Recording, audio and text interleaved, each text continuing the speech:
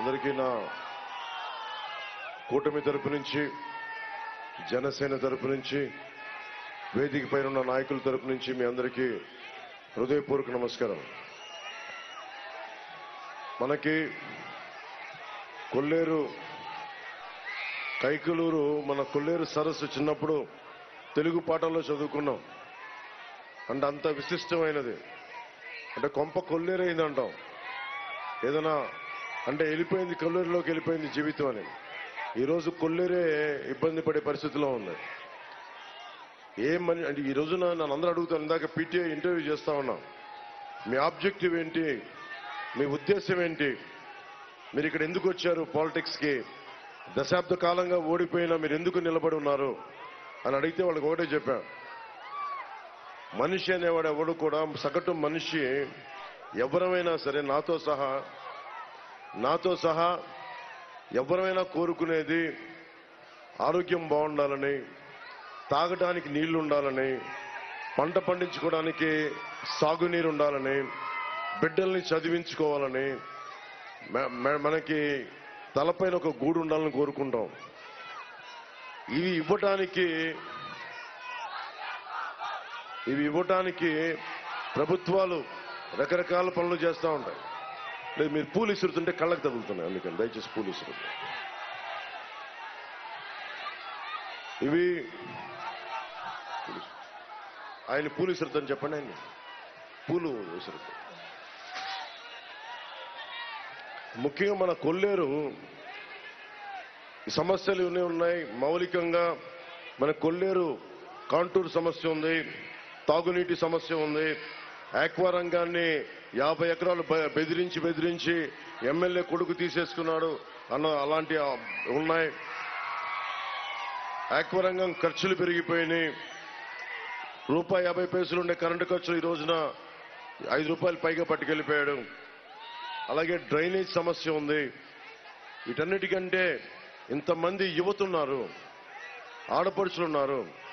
అక్కడ కూర్చొని కులం కాని కులం కార్మికులం, భవన నిర్మాణ కార్మికులకి ప్రత్యేక కార్పొరేషన్ కావాలి అన్న కోరికకి అదే ఆ బోర్డు ఎందుకు వచ్చిందంటే, క్లాస్ వార్ అని చెప్పే జగన్ వచ్చి రాగానే మీ భవన నిర్మాణ కార్మికులు, మన భవన నిర్మాణ కార్మికులు పొట్టనే కొట్టాడు. ఎవరైతే కష్టం చేస్తారో, ఎవరైతే ఇలాంటి కట్టడాలకి వాళ్ళ కళ్ళల్ని కరిగిస్తారో, ప్రతి కట్టడానికి 1% సెస్ కడతాం. ₹1,00,000 ఖర్చు అయితే ₹1,000 సెస్ కడతాం. ఆ సెస్ తీసుకెళ్లి మనం భవన నిర్మాణ సంక్షేమ నిధికి ఇస్తే అవి వాళ్ళు దోచేశారు. ఈరోజు నేను మీకు కూటమి ప్రభుత్వం రాగానే కీలకమైన మన భవిష్యత్తులోకి అవసరమని ముందు చెప్పి తర్వాత మన సమస్యల గురించి మాట్లాడతాం. రాగానే డిఎస్సి నోటిఫికేషన్ ని విడుదల చేస్తాం రాగానే. అలాగే ఫీజు రీఎంబర్స్మెంట్ జరిగేలా చూస్తాం. ప్రతి మహిళలకి 3 గ్యాస్ సిలిండర్లని ఉచితంగా అందజేసే బాధ్యత కూటమి ప్రభుత్వం తీసుకుంటుంది. ప్రతి రైతుకి ₹20,000 వచ్చేలా బాధ్యత వహిస్తాం. ఆ మాట ఇస్తున్నాం. అలాగే సిపిఎస్, ప్రభుత్వ ఉద్యోగులకి సిపిఎస్, దాని మీద చేసి దానికి ఆల్టర్నేటివ్ సిపిఎస్ కానీ, లేదంటే దానికి ఆల్టర్నేటివ్ విధానం కానీ, రిటైర్మెంట్ సంతోషంగా ఇంటికి వెళ్ళాలి తప్ప భయంతో వెళ్ళకూడదు. అందుకని ప్రభుత్వ ఉద్యోగులకి గ్యారంటీ ఇస్తున్నాం. అలాగే నెలకి ప్రభుత్వ ఉద్యోగులందరికీ జీతాలు వచ్చేలాగా, వారి టీఏలు, డిఏలు, సరెండర్ లీవ్స్ అందరికీ వచ్చేలాగా. అలాగే ముఖ్యంగా లా అండ్ ఆర్డర్, ఏ రాష్ట్రానికి ఏ నెలకైనా కావాల్సింది సాగునీరు, తాగునీరు, వైద్యం, ఉపాధి, విద్య. అలాగే అన్నిటికీ మించి లా అండ్ ఆర్డర్. మీరు ఎమ్మెల్యే కొడుకుకి ఎందుకు ఇంత భయపడుతున్నారు? మీరు ఎమ్మెల్యే దిగొచ్చాడా? ఎమ్మెల్యే కొడుకు దిగొచ్చాడా? ఎందుకు భయపడాలి మనం? ఎందుకు భయపడాలి? సొంతం ఇది మనకి కైకలూరు వాళ్ళ సొంతమా? ఈ నేలంతా వాళ్ళ సొంతమా? ఆంధ్రప్రదేశ్ జగన్ సొంతమా? ఎందుకు భయపడాలి మనం? నేను వస్తే ఇంతమంది యువత వచ్చారు రోడ్ల మీదకి. నేను అలయన్స్ మన నాయకులందరికీ చెప్పా, కైకలూరు సీటు పాపం కామినేని గారు వచ్చారు, మీరు పోటీ చేయండి కైకులూరుకి, నేను దగ్గరుండి ఎలక్షనీరింగ్ చేసి పెడతానంటే నేను ఎక్కడ పోటీ చేయాలి, పోటీ చేయకూడదన్న సమస్య కాదు సార్. పరిస్థితులను బట్టి ఆంధ్రప్రదేశ్ బాగున్న తర్వాత అప్పుడు చూద్దాం నా పోటీ గురించి. నా భయం అంతా ఏంటంటే సమాజం భయం గుప్పిట్లో ఉండిపోతా ఉంది. రైతు కూలీ కానీ కౌలు రైతు కష్టాల్లో ఉంటే 3,000 మంది కౌలు రైతులు చచ్చిపోతే నా తరపు నుంచి ప్రతి కౌలు రైతుకి ₹1,00,000 నేను పార్టీ పరం నుంచి నా నుంచి నేను ఇచ్చాను. రైతాంగానికి నేను ఇచ్చే కమిట్మెంట్ ఇది. అలాగే జల్ జీవన్ పథకం ఉంది, ప్రతి ఇంటికి రక్షిత మంచినీళ్లు. అభివృద్ధి కావాలి, ఆక్వా రంగం బాగుపడాలి, కానీ ప్రాసెస్ లో మొత్తం మళ్ళీ నీళ్లు ఉప్పటైపోయినాయి, క్రిమి సంహారకాలు అయిపోయినాయి మా గ్రౌండ్ వాటర్ అంతా. మరి ఏం చేయాలి అంటే దీనికి కావాల్సిన ప్రాజెక్టులు ఉన్నాయి. ఒక 150 కోట్లు ఖర్చు పెడితే ఆ ప్రాజెక్టులు వచ్చేస్తాయి. జగన్ మీరు ఆలోచించుకొని, మీకు రోడ్లు వేయాల, ఫీజు రీఇంబర్స్మెంట్లు చేయాల, ఆక్వా రంగానికి కావాల్సిన సహాయం చేయాల. పాపం మత్స్యకారులకి ఏదైతే కష్టమో వాళ్ళకి ఏమాత్రం వలలు కానీ ఇలాంటివి కూడా సప్లై చేయాల. కానీ వైసీపీ భవనాల రంగులు మార్చడానికి మటుకు 1,300 కోట్లు, వైసీపీ రంగులు తీసేయడానికి మటుకు 1,000 కోట్లు, అడ్వర్టైజ్మెంట్లకి 200 కోట్లు, సాక్షి పేపర్ కొనడానికి 200 కోట్లు మనకి సంవత్సరానికి. అలాగే అడ్వర్టైజ్మెంట్స్ కి 400 కోట్లు. ఇక్కడే మనకు తెలుస్తుంది 3,000 కోట్ల రూపాయలు కేవలం తన సంపాదన పరంగా పెట్టుకున్నాడు. ఇసుకను దోచేశారు. మద్యపానం ఏం చెప్పాడు? మద్యాన్ని నిషేధిస్తామని చెప్పిన వ్యక్తి మొత్తం మద్యాన్ని కూర్చోబెట్టి అమ్మేశాడు, సొంత షాపులా పెట్టుకున్నాడు. పచ్చి అబద్ధాలు కోరు జగన్. ఏదైనా మాట్లాడితే భయపెడతాడు. స్థానిక ఎమ్మెల్యే కావచ్చు, ఎమ్మెల్యే కొడుకు కావచ్చు, ఎమ్మెల్యే తండ్రి కావచ్చు. ఒకటి చెప్తా ఉన్నాను, ఏ ఎమ్మెల్యే అయినా, ఏ వైసీపీ ఎమ్మెల్యే అయినా, ప్రజలకి ఇబ్బంది కలిగించే వైసీపీ ఎమ్మెల్యేలు ఎవరైనా సరే, మీ అందరికీ నేను ఇక్కడి నుంచే బాహటంగా తెలియజేస్తున్నా, మీ అవినీతి కోటల్ని మేము బద్దలు కొడతాం, గుర్తుపెట్టుకోండి. మీరు వైసీపీ అంటే భయపడకండి, యువతకు చెప్తున్నాం. మహిళలకి మీరు భయపడద్దు వైసీపీ అంటే. నన్ను నేను కుదించుకొని ఎక్కడ నెగ్గాలో కాదు, ఎందుకు తగ్గాలో తెలిసి అందుకనే కూటమి పెట్టాం. ఇప్పుడు మన కాంటూర్ సమస్య ఉంది. కాంటూర్ సమస్యని హ్యాండిల్ చేయాలంటే అది రాష్ట్రం గ్రీన్ ట్రిబ్యునల్కి వెళ్తుంది, పర్యావరణ శాఖలకు వెళ్తాయి, అప్పుడు కేంద్రం కావాలి. కైకలూరులో ఎందుకు బీజేపీకి మనం ఇచ్చామంటే, దట్టు కామినేని గారికి ఎందుకు ఇచ్చామంటే మృదు స్వభావి, నిలబడతాడు, మాట మాట్లాడితే. ఆరోగ్య శాఖ మంత్రిగా బలంగా చేశాడు. మనకి ఉద్దానం సమస్యని నేను ఒక మాట చెప్తే చంద్రబాబు గారికి నాకు మధ్యలో అనుసంధానంగా ఉండి ఉద్దానం సమస్యని అడ్రస్ చేసిన ఆయన. వీళ్ళందరికీ కూడా నేను ప్రత్యేకించి ఇది కైకలూరు మన కాంటూరు సమస్యని గుర్తుపెట్టుకొని బీజేపీకి బాగుంటుంది అని చెప్పి ప్రత్యేకించి కామినేని గారు ఉండాలి అని చెప్పి కోరుకొని ఆయన అభ్యర్థిగా నిలబెట్టాం. గాజు గ్లాసు కైకలూరులో మన గాజు గ్లాసు గుర్తు లేదు. ముఖ్యంగా జన సైనికులకి, వీర మహిళలకి, జనసేన మద్దతుదారులకి చెప్తా ఉన్నాను. వైఎస్ జగన్ ఏం చేశాడంటే కుతంత్రంగా ఎవరో స్వతంత్ర అభ్యర్థికి గాజు గ్లాస్ గుర్తు కేటాయించారు, మన ఇక్కడ పోటీ చేయట్లేదని.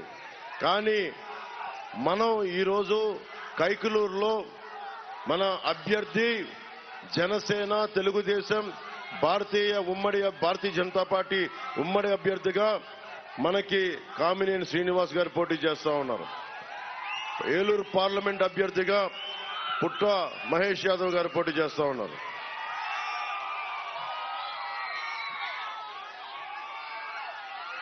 అలాగే ఏ ప్రభుత్వం కూడా, ఇందాక చెప్పాను, వైద్యం జగన్ వచ్చి 7,300 మనకి ఎయిడెడ్ స్కూల్స్ ని, కాలేజెస్ ని మూసేశాడు. కొత్త స్కూళ్లు తెరవల. 62,000 మంది నుంచి 68,000 బిడ్డలు, 5 ఏళ్ల నుంచి 18 ఏళ్ల బిడ్డలు చనిపోయారు. ఒక్కడు మాట్లాడలా. 30,000కి పైగా ఆడబిడ్డలు అదృశ్యమైపోయారు. 25,000 కిలోలు గంజాయి ఈ రోజున కూర్చే హెరాయిన్ మత్తు మందులు వైజాగ్ పోర్టులో దొరికినాయి. ఎక్కడికెళ్ళు దాదాపు 23 లక్షల మంది యువత గంజాయికి, మత్తుకి బానిసలయ్యారు. మిమ్మల్ని అందరినీ మత్తులో పెట్టేస్తా ఉన్నారు. నాకు సరదా కాదు. వచ్చి నేను మిమ్మల్ని మీ గుండెల్లో ధైర్యం నింపడానికి వచ్చాను నేను రాజకీయాల్లోకి. భయపడకండి. భవన నిర్మాణ కార్మికుల కోసం మొట్టమొదటి గళమెత్తింది జనసేన పవన్ కళ్యాణ్. భవన నిర్మాణ కార్మికులకు చెప్తా ఉన్నాను, మీ స్థిరీకరణ మీ నిధులతో పాటు ముఠా కూలీలకు కూడా ప్రత్యేకమైన కార్పొరేషన్ ఏర్పాటు చేస్తాం. అది మీరు చూసే దాంట్లో మేనిఫెస్టోలో ఉంది. అలాగే ఇప్పటిదాకా దేశంలో ఏ ప్రభుత్వం కూడా చేయలే.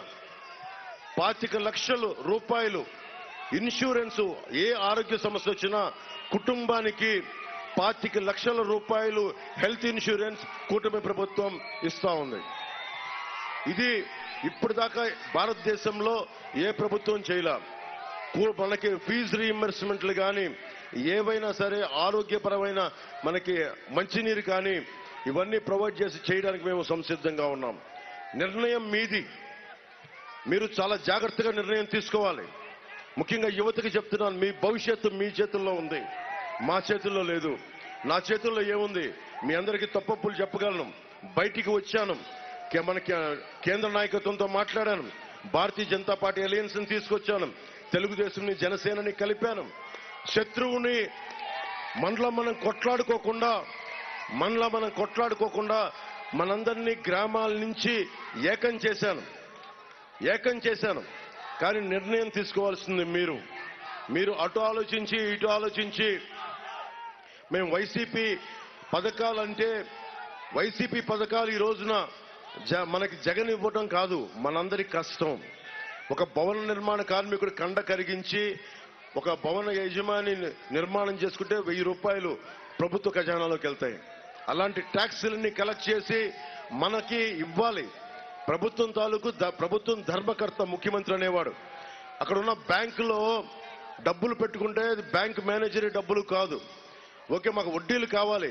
ఎవరికి వడ్డీలు ఇవ్వాలి అంటే, ఎవరికి ఫైనాన్స్ ఇవ్వాలంటే తిరిగి పే చేసేవాడికి ఇవ్వాలి. ప్రభుత్వం చేయాల్సింది అంతే.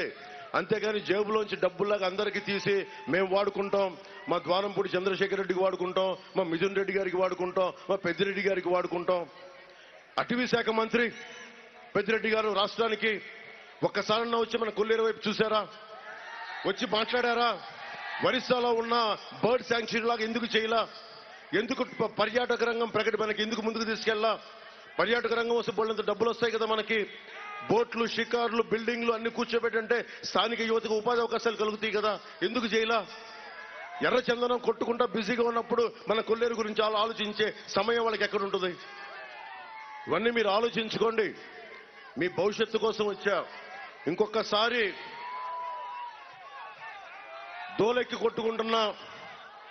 బాగా దోలెక్కి కొట్టుకుంటున్న దూలం నాగేశ్వరరావు గారు కావాలా? ఏం దౌర్జన్యం చేస్తారా వీళ్ళు?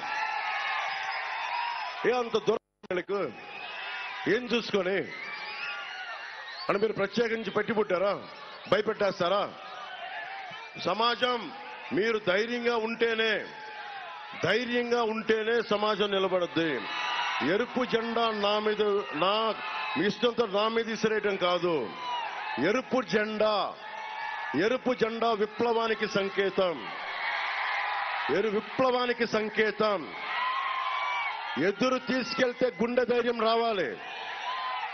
నా ముందు హుషారుగా మీరు వేస్తే సరిపోదు, నా దృష్టిలో పడితే సరిపోదు. భారత మాత దృష్టిలో పడండి.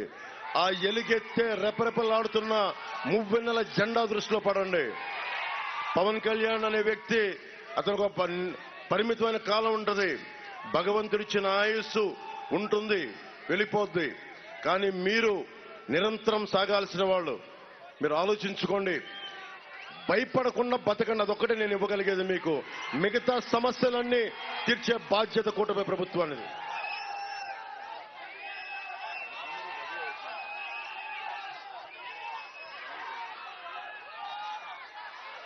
మన నియోజకవర్గానికి సంబంధించి మన కలిదండి మండలంలో కొత్తగా అగ్నిమాపక కేంద్రాన్ని ఏర్పాటు చేయలేదు వీళ్ళు. అది మనం వచ్చి ఏర్పాటు చేద్దాం. ముదినేపల్లి మండలంలో ధాన్యం నిల్వ చేసుకునేందుకు మనకి గోడౌన్స్ అందుబాటులో లేవు, గోడౌన్లు చేద్దాం. అలాగే ముదినేపల్లిలో డిగ్రీ కళాశాల ఏర్పాటు చేయాల్సిన అవసరం ఉంది. అది ముందుకు తీసుకెళ్తాం. కైకలూరు నియోజకవర్గంలో కార్మికులు ఎక్కువ ఉన్నారు, పరిశ్రమలు ఎక్కువ ఉన్నాయి. ఈఎస్ఐ ఆసుపత్రి అవసరం ఉంది.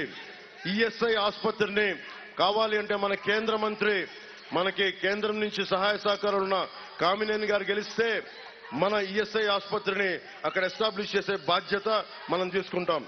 కైకలూరులో పార్క్ ఏర్పాటు, పిహెచ్సిలో డయాలసిస్ కేంద్రం ఏర్పాటు, 50 అడుగుల ఆసుపత్రి హామీ నెరవేరలేదు.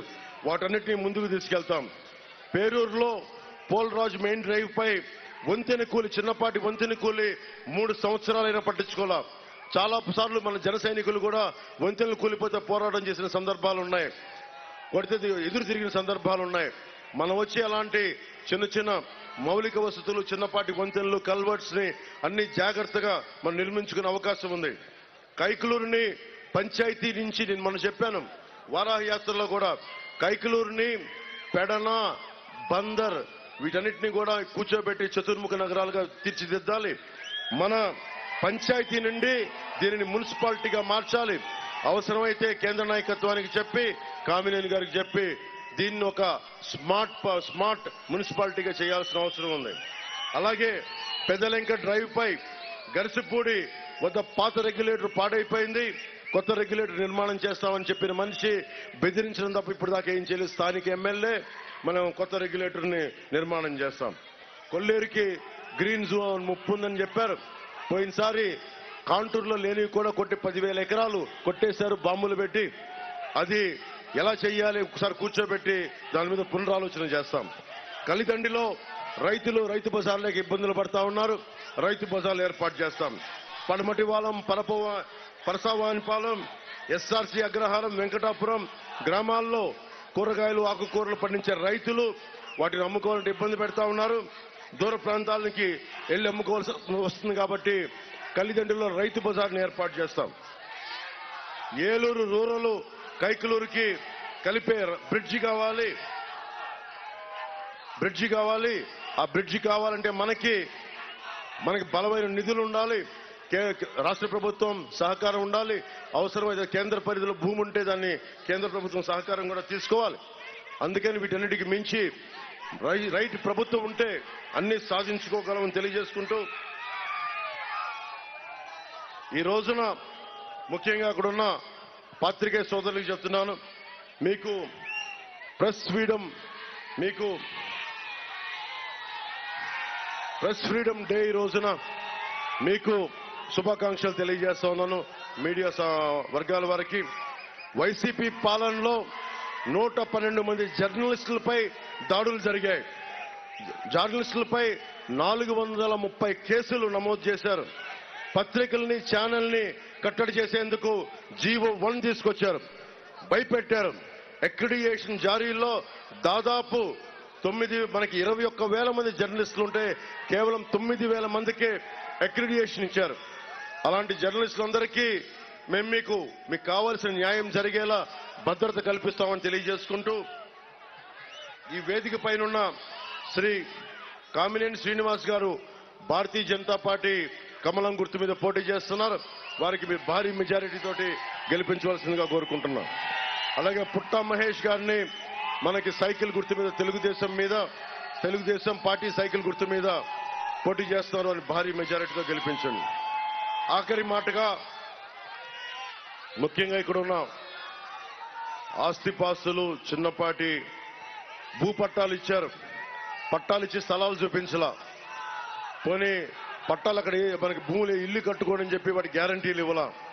ఈ రోజున జగన్ చేస్తుంది ల్యాండ్ టైటిలింగ్ యాక్ట్ అని పట్టుకొచ్చాడు. అది ల్యాండ్ టైటిలింగ్ యాక్ట్ కాదు, అది జగన్ ల్యాండ్ గ్రాబింగ్ యాక్ట్. అది ఇక్కడ భూమి ఉంది, ఇల్లున్నాయి, ఆ కనిపించే చిన్న గుడిసె ఉంది, ఆ మూలంలో చిన్న పెంకుటిల్లు ఉంది, 1 ఎకరం పొలం ఉంది, 1/2 ఎకరం ఆక్వా చెరువు ఉంది, 4 ఎకరాల కూర్చోబెట్టే సాగు భూమి ఉంది. ముందు ఏం చేశాడు? పాస్ పుస్తకాల మీద బొమ్మ వేశాడు. తర్వాత ఏం చేశాడు? సరిహద్దుల రాయి మీద తన ముఖం పెట్టుకుని సరిహద్దుల రాయి మీద తన ముఖం పెట్టుకున్నాడు. ఇప్పుడు ఏం చేస్తున్నాడు? రేపు పొద్దున ఆస్తి పత్రాలు ఇవ్వడంట, మన ముఖాన్ని ఒక జిరాక్స్ కాపీ కొడతాడంట. మీరు ఇక్కడ ఉన్నారమ్మా, మీరు ఇంతమంది ఉన్నారు, మీ చెల్లెలికి పెళ్లి చేయాలి, మీ అక్కలకి ఆడబిడ్డ మీ ఆడబిడ్డల్ని బయటికి పంపించాలి, కట్నాలు ఇవ్వాలి అంటే మీరు పెళ్లి చేసుకునే వాళ్ళు ఆడబిడ్డను పెళ్లి చేసి అత్తగారింటికి పంపించేవాళ్ళు మీకు ఒరిజినల్ స్టాంప్ పేపర్ ఇస్తే తీసుకుంటారా, లేదంటే జిరాక్స్ పేపర్ ఇస్తే పెళ్లిళ్ళు జరుగుతాయా? ఏది ఒప్పుకుంటారు? మీకైనా కష్టం వచ్చింది, వెళ్ళి ఒక ఫైనాన్స్ వడ్డీ వ్యాపారి దగ్గరికి వెళ్ళి నా ఆస్తి పత్రాలు ఇవి అని జిరాక్స్ ఇస్తే తీసుకుంటాడా? బ్యాంకుల్లోకి వెళ్ళి నా జిరాక్స్ పెడతాను నాకు ఇవ్వు అంటే తీసుకుంటాడా? ఒక ఆధార్ కార్డు రావడానికే దేశంలో దశాబ్దం పాటు వాదోపవాదాలు జరిగినాయి. దశాబ్దం పాటు. అలాంటిది land titling act, land grabbing act ఇది. మీ భూముల్ని దోచేసే చట్టం ఇది. నీ సొంతదారుల హక్కుని తీసేసే చట్టం ఇది. దాని గురించి ఒక్క మాట మాట్లాడాల. మన ఏం అసెంబ్లీ దేనికి ఉంది? కూర్చొని చెమ్మా చెక్క ఆడుకోవడానికి మన అసెంబ్లీకి వెళ్ళేది. అడ్డం వస్తే బూతులు తిట్టడానికి అసెంబ్లీ ఉన్నది. దేనికి ఉంది అసెంబ్లీ? దేనికి ఉండాలి అసెంబ్లీ? ప్రత్యర్థి పార్టీలు దేనికి ఉంటాయి? ప్రత్యర్థి పార్టీలు ఉన్నది ఒక చట్టం తీసుకొస్తున్నప్పుడు చట్టంలో తాలూకు లోపాలు, నష్టాలు, లాభాలు చర్చించడానికి. 30కి తక్కువగా ఉన్న టీడీపీని నువ్వు మాట్లాడితే వాళ్ళ ఇంట్లో ఆడవాళ్ళని తిట్టి అసెంబ్లీ నుంచి బయటికి పంపించేశావు. చర్చలు లేవు, వాదోపవాదాలు లేవు. ఎలా చేస్తాం? ప్రధానమంత్రి గారు కూడా ఫార్మర్స్ యాక్ట్ పట్టుకొస్తే, రైతు చట్టం పట్టుకొస్తే మంచి చట్టం అది. ఎక్కడున్నా సరే దేశంలో ఏ మూల రైతున్నా ఆ రైతు తన సంపదను ఎక్కడికైనా అమ్ముకోగలిగే చట్టం అది. కొంతమంది రైతాంగానికి నచ్చలా, అందరూ వచ్చి రోడ్ల మీద ప్రొటెస్ట్ చేశారు. మోడీ గారు లాంటి బలమైన నాయకులే చట్టాన్ని వెనక్కి తీసుకున్నారు. ఇది మాట్లాడితే భారతీయ జనతా పార్టీ కేంద్రం పంపింది, వాళ్ళ చట్టాన్ని అమలు చేస్తున్నాం అన్నాడు. ఇక్కడున్న ఎమ్మెల్యే కానీ వైసీపీ నాయకులకి, వైసీపీ పార్టీకి అడుగుతున్నాం, అది కేంద్రం ముసాయిదా పరిశీలించమనే పంపుతుంది, అమలు చేయమని పంపలా. దీంట్లో కష్టాలేంటి నష్టాలేంటి ఒకసారి ఆలోచించండి అంటే కూర్చోబెట్టి ముందుగా మీరు చెప్పండి. 50 ఎకరాలు వాళ్ళ ఎమ్మెల్యే కొడుకు దోచేశాడు. ఒరిజినల్ పత్రాలు పెట్టుకొని 50 ఎకరాలు దోచేశాడు, భయపెట్టి బద్దలు కొట్టేస్తామని. రేపు పొద్దున వాళ్ళ వచ్చి మీ ఆస్తి మాకు కావాలి అంటే ఏం కూర్చొని మనం అంటే వెళ్ళంటే మన ఆస్తి అంట వెళ్ళి కొత్త చట్టం ప్రకారం మన దగ్గర ఉన్నటువంటి ఆస్తి గవర్నమెంట్ రెవెన్యూ ఆఫీసులో ఉంటుందంట. రెవెన్యూ ఆఫీసులో కూడా ఎంఆర్ఓ దాని గురించి పై అధికారం వాడి దగ్గర ఉంటుందంట. ఆ వ్యక్తి దగ్గర ఉంటే మనం వెళ్ళి ఆ ఆస్తి నాదని ప్రూవ్ చేసుకోవాలంట 90 రోజుల్లో. మళ్ళీ నాదని ప్రూవ్ చేసుకోకపోతే ఎవడో పట్టుకెళ్ళిపోతాడు. ఇక్కడ ఉండే స్థానిక ఎమ్మెల్యే, దోలెక్కిన ఎమ్మెల్యే లాంటి ఎలా పట్టుకెళ్ళిపోతాడు. కోర్టులకు వెళ్ళడానికి లేదు. పోలీస్ స్టేషన్కి వెళ్తే కోర్టు రిజిస్టర్ చేసుకోవాలంట. పోలీస్ స్టేషన్కి వెళ్ళడానికి లేదు, కోర్టులకు వెళ్ళడానికి లేదు. కోర్టుకు వెళ్తే హైకోర్టుకి వెళ్ళాలంట. అరే 2 ఎకరాలు ఉన్న భూమి, ఎకరం ఉన్న భూమి, ఒక 100 గజాలున్న ఒక ఇల్లు ఓనరు హైకోర్టుకి వెళ్తాడు. మనకి కర్నూలులోనో లేదంటే అమరావతిలోనో హైకోర్టుకి వెళ్ళగలడా? ఇదంతా ఇక్కడ కూర్చొని రెవెన్యూ ఆఫీసులు సెటిల్ చేస్తారంట. రెవెన్యూ ఆఫీసులో ప్రభుత్వం కదా ఉండేది. ప్రభుత్వం తాలూకు వ్యక్తులు కూర్చుంటే ఎంతసేపు మన ఆస్తులు కబ్జా పెట్టడానికి. సో అందుకని జాగ్రత్త. మీరు కనుక వైసీపీకి ఓటేస్తే గాల్లో పెట్టిన దీపమే మీ ఆస్తులు, గాల్లో పెట్టిన దీపం. వైసీపీ మద్దతుదారులు కూడా చెప్తా ఉన్నా, మీరు కనుక దోల నాగేశ్వరరావు గారికి ఓటేస్తే మీకు గాల్లో పెట్టిన దీపమే అవుతాయి మీ ఆస్తులు. తర్వాత నేను ముందే చెప్పా, వీళ్ళు వస్తే దోచేస్తారు, భయపెడతారు, లా అండ్ ఆర్డర్ ఉంటుంది. ఇదే కైకలూరులో 2019లో చెప్పాను, అడ్డగోలుగా దోచేస్తారు. నా మాట ఎవరు వినలా.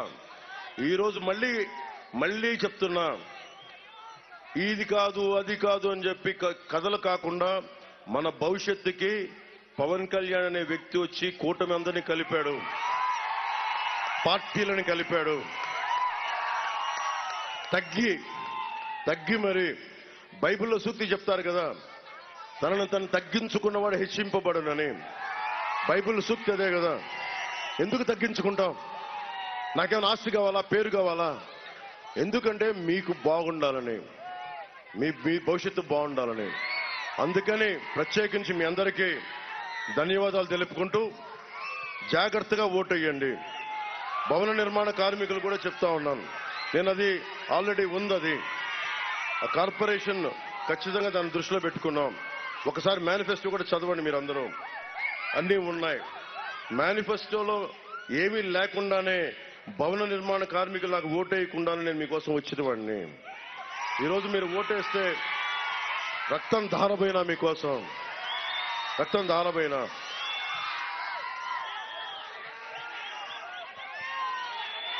జనసేన అధ్యక్షులు శ్రీ బండ్రెడ్డి రామకృష్ణ గారికి, కమిలి విఠల్ గారికి, బట్టు లీలా కనకదుర్గ గారికి, కొల్లి వరప్రసాద్ గారికి, నల్లగోపుల చలపతి గారికి, వి నరసింహారావు గారికి, యేసురాజు గారికి, విక్రమ్ కిషోర్ గారికి, విష్ణు గారికి, తోటా లక్ష్మి గారికి, మందాలపు రవి గారికి నా హృదయపూర్వక ధన్యవాదాలు. ఇంత మండుటెండలో కూడా మీరు వచ్చి మీ విలువైన సమయాన్ని కేటాయించినందుకు, నన్ను విన్నందుకు, మీ భవిష్యత్తు కోసం నా మాట విన్నందుకు నా హృదయపూర్వక నమస్కారం. ఈరోజు పుట్టా మహేష్ యాదవ్ గారు తెలుగుదేశం పార్టీ సైకిల్ గుర్తుకు ఓటేయమని అడుగుతా ఉన్నాను. కమలం గుర్తుకు మీద కామినేని శ్రీనివాస్ గారికి ఓటేయమని అడుగుతున్నా. నేను ఈరోజు ఓటేయమని అడుగుతున్నా. నేను పిఠాపురం నుంచి పోటీ చేస్తున్నా. నేను మీకు ఇదే మాటిస్తున్నా. నేను పని చేస్తా, పని చేయిస్తా, బలంగా పని చేస్తాం. ఎంత పెద్ద మనసు అంటే పుట్టా మహేష్ యాదవ్ గారిది. పోలవరం నిర్వాసితుల కోసం మనం 33,000 కోట్ల అవసరం అవుద్ది, ఎక్కడో చోట మొదలు పెట్టాలి అని నిర్వాసితుల నిధి కొత్త ప్రభుత్వం స్టార్ట్ చేస్తే నేను ₹1 కోటి ఇస్తాను అనగానే ఎంత పెద్ద మనసు అంటే, ఎంత పెద్ద హృదయం అంటే, ఎంత పెద్ద గుండె అంటే ఏంది. నేను కూడా ₹1 కోటి ఇస్తున్నాను మనకి నిర్వాసితుల నిధికి, పోలవరం నిర్వాసితుల నిధికి. అలాంటి వ్యక్తిత్వం ఉన్నవాడు మన ఎంపీ. అందుకని మీ అందరూ మనస్ఫూర్తిగా, మీకు కూటమి ఉన్నది మీకోసం, మీ భవిష్యత్తు కోసం. అందుకని ధైర్యంగా వచ్చి ఓటేయండి.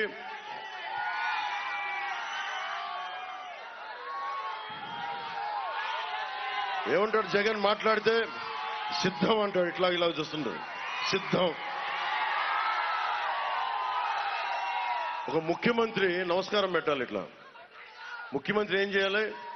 నేను మీకు బాగా చేశాను, 2 చేతులు ఎత్తి నమస్కారం పెట్టాలి. నాయకుడు ఎవడైనా సరే 2 చేతులు ఎత్తి నమస్కారం పెట్టి ఓట్లు అడగాలి. కానీ నువ్వు నాకు ఓటేస్తావా లేదా చంపేనా, నువ్వు ఓటేస్తావా లేదా నేను నీ కబ్జా పెట్టనా, నువ్వు ఓటేస్తావా లేదా నీ అక్రిడిటేషన్ తీసేయనా, నువ్వు ఓటేస్తావా లేదా నేను భయపెట్టనా, నువ్వు ఓటేస్తావా లేదా నీ కూర్చోబెట్టి నీ పథకం తీసేయనా. ఇది దీని అర్థం. జగన్ ఇలా అంటే ఎవడు భయపడ్డు. మేము ఇలా చూపిస్తాం. కూటమి గుర్తుది. నువ్వు ఇలా అంటే మేము ఇలా అంటాం. ఇదేనికి కూటమి గుర్తుతో ఇక్కడ నల్ల బొట్టు పొడిపించుకొని చూపిస్తాం. బద్దలు కొడుతున్న నీ అవినీతి కోటలను గుర్తుపెట్టుకో. మీ అందరికీ మీ భవిష్యత్తుకి కూటమి హామీ అని తెలియజేసుకుంటూ మీ అందరికీ ధన్యవాదాలు తెలుపుకుంటూ, భారీ విజయంతో కూటమి ప్రభుత్వం ఏర్పాటు చేశాక స్వయంగా నేను కూడా కూర్చొని మన కైకలూరు సమస్యల్ని నేను కూడా సమీక్షిస్తానని తెలియజేసుకుంటూ సెలవు తీసుకున్నాను. జై టీడీపీ, జై బీజేపీ, జై జనసేన, జై హింద్. మన ఎలక్షన్ల నినాదం చేతులకి మద్దతు తెలుగు.